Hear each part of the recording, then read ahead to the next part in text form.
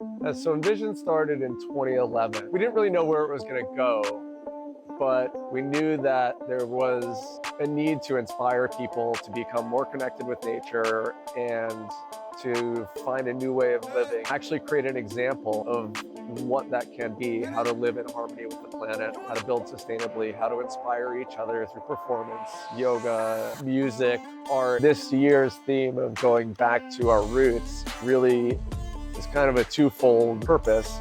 It's one for us to simplify and to really refocus on that purpose of why we initially started it.